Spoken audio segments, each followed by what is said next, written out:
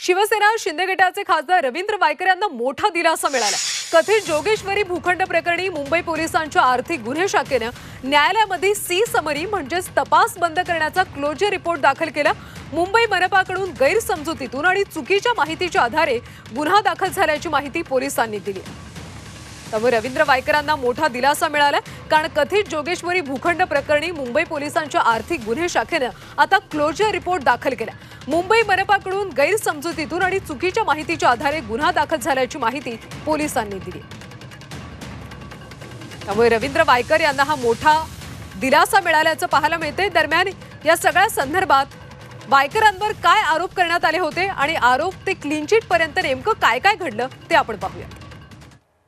तर जुलै 2021 मध्ये उद्धव ठाकरेंनी वायकरांना हॉटेल बांधण्यासाठी परवानगी दिल्याचा आरोप होता। बेकायदेशीर पद्धतीने जोगेश्वरीमध्ये 2 लाख चौरस फुटांचं हॉटेल बांधण्याची परवानगी दिल्याचा आरोप आहे। घोटाळा उघडकीस आला तेव्हा उद्धव ठाकरेंनी ते प्रकरण दाबलं असा आरोप किरीट सोमय्या यांनी केला होता।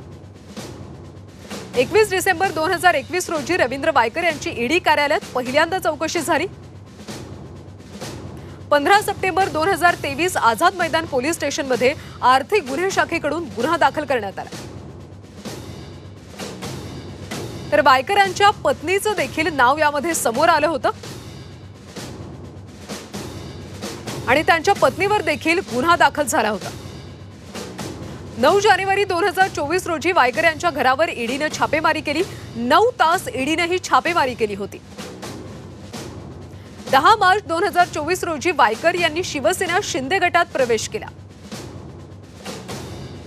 उत्तर पश्चिम लोकसभा मतदारसंघातून शिवसेना शिंदे गटाची त्यांना उमेदवारी देखील मिळाली। शिवसेना ठाकरे गटाचे उमेदवार अमोल कीर्तिकर यांचा 48 मतांनी पराभव करत वायकर विजयी झाले। आता वायकरांना मुंबई पोलिसांकडून क्लीन चिट देण्यात आली। दरम्यान या सगळ्यात क्लीन चिट मिळाल्यानंतर रवींद्र वायकरांनी आता प्रतिक्रिया दिली आहे, ती आपण पाहूयात। सर, ईओडब्ल्यूने आपल्याला क्लीन चिट दिली आहे, काय म्हणाल आपण त्याच्याबद्दल? ॲक्च्युली ज्या वेळेला मुंबई महानगरपालिकेने सुप्रीम कोर्टामध्ये ॲफिडेविट दाखल घेतली की आम्ही जे लेटर दिलेले चुकीच्या पद्धतीने दिले, त्याच वेळेला हा विषय संपला होता आणि त्याच वेळेला ईओडब्ल्यूने पण ते मागे घ्यायला पाहिजे, त्याला खूप वेळ लागला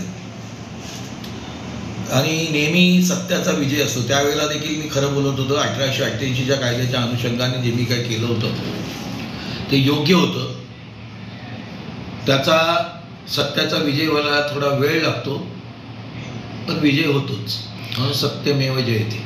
पण जो मानसिक त्रास झाला